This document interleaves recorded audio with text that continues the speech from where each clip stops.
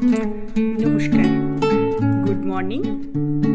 সকাল সকাল সকাল বেলা পাখির কলরব, এই নিয়ে দিন শুরু। কিন্তু রোদ্দুর দেখে মনে হচ্ছে যে এটা সকাল 6:30 7টা। একদম না, তবে জায়গাটা একটু আলাদা। এটা হচ্ছে আমার শ্বশুরবাড়ি। ছাদে বসে একটু রোদ পোহালাম।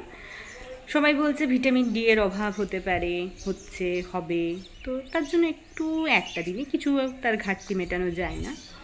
আর একটু পাখির কলরব শুনলাম, ব্যাস। তারপর চলে এলাম নিজের বাড়ি এসে পরে এক রাত বাড়িতে না থাকলে মনে হয় যেন গোটা বাড়িটাই উথল পাথল হয়ে গেছে।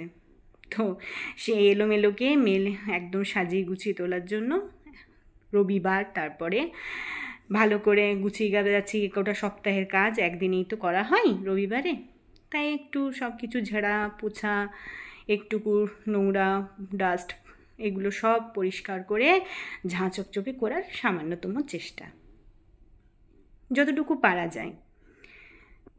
আর এদিকে জলখাবারের প্রস্তুতি চলছে। বলা হয়নি, জলখাবারের আবার প্রবলেম হয়ে গেছে। আমি খুব শখ করে রাত্রেবেলা থেকে ভেবেছি জলখাবারে চাউমিন খাবো। পুরো সবজির সেশন শেষ হয়ে যাচ্ছে, পেঁয়াজকলি শেষ হয়ে যাচ্ছে, তো ভালো করে সবজি দিয়ে চাউমিন খাবো। ও মা, কি হয়েছে জানেন? একটু পরেই বলছি। এই যে চাউমিনের রেডি করেছি, চাউমিন করব। চাউমিনের জন্য সবজি কোটাও হয়ে গেছে, সবজি ভাজাও হয়ে গেছে। সব মিক্স সবজি এখান থেকে এক বাটি তুলে রাখবো দুপুরবেলার ভাতের পাতে দেওয়ার জন্য। কিন্তু চাউমিন খেতে প্রতিদিন ভালো লাগে না, তবে মাঝে মধ্যে একটু মুখরোচক করার জন্য চেষ্টা করি। তাও মশলাপাতি কিছুই না, শুধু সবজি দিয়ে জাস্ট চাউমিন ভাজা। এই যে এক বাটি তুলে রাখলাম। এরপরে সব কিছু নোংরা পরিষ্কার করার পালা। ঝাঁটা দিয়ে পরে ঘরগুলো ঝাঁটা দিয়ে পরে চেষ্টা করি যে একটু পরিষ্কার করে নেওয়ার। কারণ না, যতই পরিষ্কার করি তাও মনে হয় নোংরা শেষ হয় না। আর এই সময়টাতে একটুকু হাওয়াটা বেশি বয় বলে চারিদিকে মনে হয় যেন ধুলো ময়লা বেশি বসে যায়।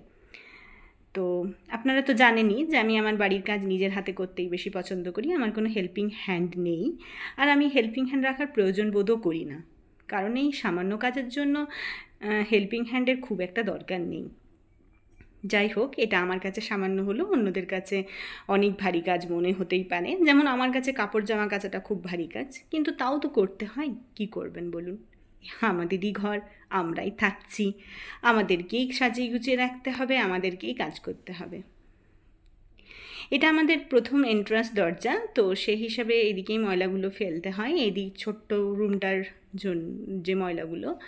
কারণ না, এই ছোটো রুমটার ময়লা গোটা ঘর বয়ে নিয়ে তারপরে ময়লা ফেলার মতন এত এনার্জি আমার নেই, তো সেই জন্য এদিকেই জাস্ট চেষ্টা।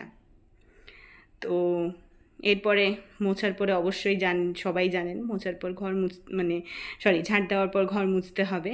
তো মোছা শুরু করেছি, কিন্তু সব কাজেই আমি কন্টিনিউ করতে পারি না ঝাঁট দেওয়াটা বাদ দিয়ে। রান্নার মাঝে মুছতে হয়, রান্নার মাঝে আবার হাত দাও, আবার মপ ধরো, মোছো, তারপর জল ভরো, পাম্প চালাও। এই দেখুন, এটা হলো পরোটা। আমার হাজব্যান্ডের আবার পরোটা খেতে ইচ্ছে হয়েছে বলে সে আবার কেনা পরোটা নিয়ে এসছে, আলুর পরোটা আর ঘুগনি। তো অগত্যা চাউমিন খাওয়া হলো না, চাউমিনটা রেখে দিতে হলো। পরোটাগুলো খুব ভালো করেন মাসি, খেতেও খুব ভালো লাগে, টেস্টি, তার উপরে গরম। আমার সমস্ত কাজ প্রায় কমপ্লিট, বাইরে ধোয়া, ঝাড় দেওয়া, আর অনেকগুলো সবজি এনেছে। রবিবার বলে কথা, গোটা সপ্তাহের বাজার না হলেও কিছু সপ্তাহের বাজার তো সপ্তাহের মাঝখান পর্যন্ত তো চলবে। তো সবজি দেখলে আমি আর নিজেকে কন্ট্রোল করতে পারি না, মনের সব রান্না একসঙ্গে করেও ফেলেছি। লাল, নীল, সবুজ, হলুদ, পার্পেল সব সবজি আছে। আপনারা বলবেন হলুদ আবার কী সবজি? কুমড়োটা আবার হলুদ সবজি। তো সব কিছুই আছে। এই যে ব্রকলি আছে, রেড ক্যাবেজ আছে, পুদিনা আছে, গরমকাল পড়েই গেছে। আর এই সজনে ডাঁটা, পোস্ত, সর্ষে, করলা ভাজা, বেগুন, এগুলো সবই তো এখনকার গরমকালের নয়, শীতকালেও পাওয়া যায়, তবে টেস্টটার একটু হেরফের হয়। যাই হোক, সবজিগুলো সব ধুয়ে রেখে আমি উঠোনটা পরিষ্কার করে ধুয়ে নিয়ে পরে আবার লেগে পড়লাম অন্য ঘরগুলো মুছতে তো হবেই। আমায় সবাই আবার বলে আমি খুব বাতিকগ্রস্ত। ঘর মোছা নাকি আমার 3 বার। কী করব বলুন, যার যেমন স্বভাব। আমি মনে করি, আমার ধারণা ঘর মুছলেই ঘরটা পরিষ্কার থাকে। আর আমি ঘর মুছতে ভালোবাসি। আর আমার ঘর মুছতে সেরকম টায়ার্ডনেস লাগে না। খুব শরীর মানে বিছানায় ফেলে না দিলে পরে আমি ঘর মুছতে ছাড়ি না। ঘর মুছলে আমার ঘরটাকে খুব চকচকে তকতকে মনে হয়।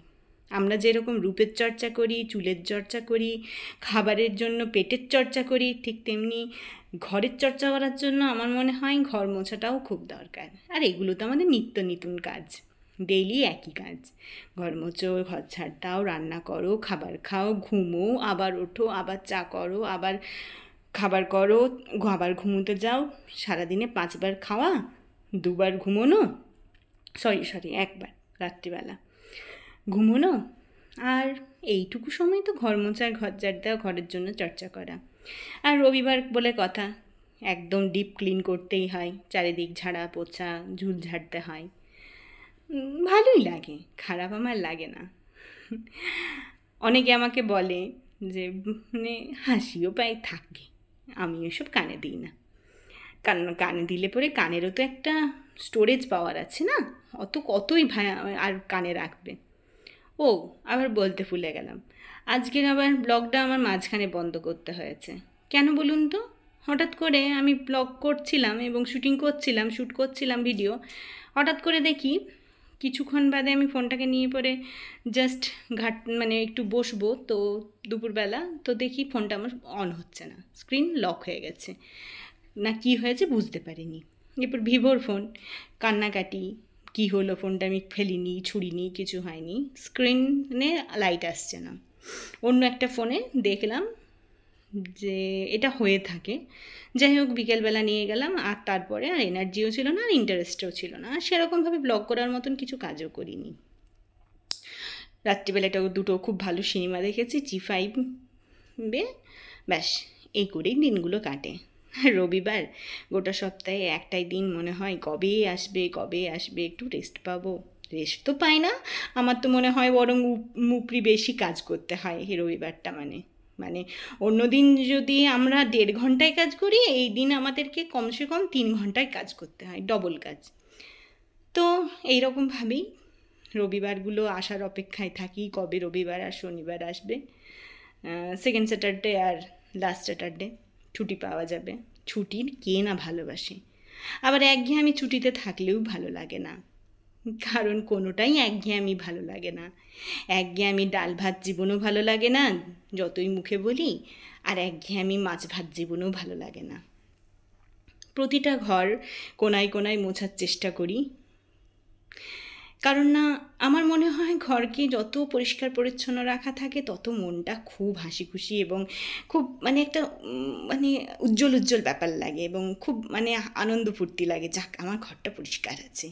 এবং লোকজন এলেও খুব তৃপ্তি পাই। আর লোকজনকে তো কতটুকুই বা মানুষজন থাকে বাড়িতে, কিন্তু তাদেরকে একটু বসতে, একটু শুতে, একটু থাকতে যেন তৃপ্তি করে তারা পায়। হ্যাঁ, একটা বাড়িতে এসেছে যেরকম মন্দিরে আমরা থাকি সেই রকম চেষ্টা করি। যাই হোক, একদিকে মোছা কমপ্লিট হয়ে পড়ে আবার আমি সবজি কুটতে বসে গেছি। ও বাবা, শাক কোটা! এই শাক খেতে তো ভালোই লাগে, কিন্তু কুটতে বড্ড কষ্ট। পুদিনা বাটো, কাটো, আর এদিকে মশলা বেটে রেখেছি মাংসের জন্য, এদিকে পোস্ত। ওইটা হচ্ছে লঙ্কা গুঁড়ো, লঙ্কাগুলো শুকিয়ে পরে আমি গুঁড়ো করে রাখি, কাঁচা লঙ্কায় ওইগুলো উপর থেকে দিয়েছি, পোস্ত। আর এদিকে হচ্ছে পুঁই কুমড়োর তরকারি, আর এদিকে মাংস, বড়ি ভেজে রেখেছি। পুঁই কুমড়োর তরকারিতে বড়ি দেবো বলে, ছোলা ভেজানো হয়নি বলে আলু কেটে রেখেছি পোস্তর জন্য। এই যে পোস্ত বসে গেছে। ওই রবিবার বলে কথা, একটু আয়েশ করে খাবো। বাঙালি মানেই তো খাওয়া, এই তো জীবন। তো কর্তামশায়ের আদেশ ছিল আজকে যেন এই কিছু রান্না করা হয়। ওই একটা দিন ওনাকে আমি জিজ্ঞেস করি কি রান্না করা হবে, তো সেও জানে যে আমি এক তরকারি ভাত খেতে পারি না, আর এক তরকারি ভাত আমি ওকেও কোনো দিন দিই না। তো এই উনি যা বললেন সেগুলো জাস্ট করার চেষ্টা করছি। উনি আবার বলেছিলেন পুঁই পোস্ত। কি বলুন তো, আমি পুঁইটা একদম পছন্দ করি না। তাই আমার পছন্দের সবজি দিয়ে পরে আমি একটু পুঁইটাকে মিশিয়ে দিলাম। পছন্দ আর অপছন্দ দুটোকে মিক্স ম্যাচ করে পুঁই কুমড়ো রান্না করলাম। কুমড়ো আমার খুব পছন্দের খাবার। আর এদিকে মাংসের মশলা কষা হচ্ছে, ধীরে ধীরে মাংস হবে, সব কিছুই হবে। এদিকে ঘড়িতে প্রায় দেখলাম 12টা না 12:15 বেজে গেছে। পোস্ত রেডি। পোস্ত প্রায় নামাবো করে একটু সর্ষের তেল, কাঁচা সর্ষের তেল উপর থেকে দিয়ে পরে পোস্ত নামাবো। পোস্ত নামিয়ে পরে আর কি বাকি আছে, সবই তো প্রায় হয়ে গেছে, শুধুমাত্র পুদিনাটা বেটে নিতে হবে। পুদিনাটা বেটে নিলে পরে চাটনিও রেডি। মাংসটাও কষতে কষতে আশা করি চাটনিটা রেডি হয়েও যাবে। তো এদিকেও তাড়াও লাগে যে 1টার মধ্যে রান্না কমপ্লিট করতে হবে। তবে রবিবার দিন 1টার মধ্যে রান্না কমপ্লিট করতে হবে এমন কোনো তাড়া নেই। 1টা-1:30 পর্যন্ত রান্না কমপ্লিট করলেও হয়, বা ওই রকমভাবেই, তাড়াহুড়োর কিছু নেই। কিন্তু ওই দিন একটু বেশিই কাজ থাকে আমার মনে হয়, আমার থাকে। তো মাংস কষাও হচ্ছে, এদিকে অন্য কড়াইয়ে নিরামিষ রান্নাগুলোও হচ্ছে। নিরামিষ আমিষের কোনো ব্যাপার নেই, সব মিলেমিশে একাকার। তাহলে জোগা খিচুড়ি নয়, কিন্তু পেটে যেয়ে তো সেই জোগা খিচুড়িই হয়। মাংস রবিবার বলে মাংস কষা তো হবেই। তো কর্তামশাই আদেশ ছিল একটু মানে মাংসটাকে একটু কষা কষা করার, যাই হোক করেছি। আর এই যে 1 বালতি কাঁচা নিয়ে পরে মেলতে চলে গেলাম, সঙ্গে ব্যাগটাও, আর এক গাদা জামা কাপড় কেচে বিছানায় ফেলা আছে, সেগুলো এবার এক একটা করে গোছাবো আর আপনাদের সাথে একটু শেয়ার করব। এটাই তো ডেলি ব্লগ, সারাদিন কি করছি খুঁটিনাটি। তবে হ্যাঁ, আলু কিনতে যাচ্ছি, মটর কিনতে যাচ্ছি, এগুলো করিনি, করতেও হবে কোনো দিন, কোনো কাজই ছোট নয়। তো কাপড় জামা কাচাও যেমন আমার কাছে কষ্ট, কাপড় জামা গোছানোও তেমন আমার কাছে কষ্ট। কিন্তু কি করব বলুন, করতে তো হবেই। 2টো হাত আর 2টো পা, এই আছে। 2টো হাত দিয়ে কাজ করো আর 2টো পা দিয়ে সময়ের সাথে সাথে এগিয়ে চলো। এই হচ্ছে আমাদের জীবন, সবারই জীবন। খেতে হবে, পড়তে হবে, থাকতে হবে, ঘুমোতে হবে, উঠতে হবে, এই করেই চলতে থাকবে, কিছুই করার নেই। আমরা ব্যতিক্রমী কেউই নই, বা ব্যতিক্রম হতেও পারবো না। এত বিয়েবাড়ির জামা কাপড়, ওহো, বিয়েবাড়ির ব্লগগুলো তো দেওয়াই হয়নি, চেষ্টা করব টুকিটাকি করে দেওয়ার। যতটুকু আমি ক্যাপচার করতে পেরেছি ততটুকু আমি দেব। সে বাড়ির জামা কাপড়গুলো কেচেছি, এবার সেগুলো তো গুছিয়ে রাখতে হবে, নাহলে নেক্সট বিয়েবাড়ি বা নেক্সট কোনো অনুষ্ঠানে আবার কি পরবো। কারণ সবই যদি একসঙ্গে বলি কাচবো, তাহলে পরের ইয়েতে পরবো কি, তা এক একটা করে পরা হয়, এক একটা করে কাচা হয়, এক একটা করে রাখা হয়, পরের জন্য আরও নতুন করে পরা হবে। যাই হোক, এরকমভাবে টুকটাক করতে করতে এই যে শ্যুটটা করছিলাম তখনই কিন্তু আমার ফোনটা তারপরে আর স্ক্রিন অন হয়নি, লাইট অফ হয়ে গেছিলো, কোনো মতেই ফোন আর অন হচ্ছিল না। আমার তো প্রচণ্ড খারাপ লাগছে। যাই হোক, আমরা খুব মধ্যবিত্ত, এইরকম ছোটোখাটো জিনিসে যদি হঠাৎ করে অনেক টাকা ধাক্কা লাগে না, বড্ড গায়ে লাগে।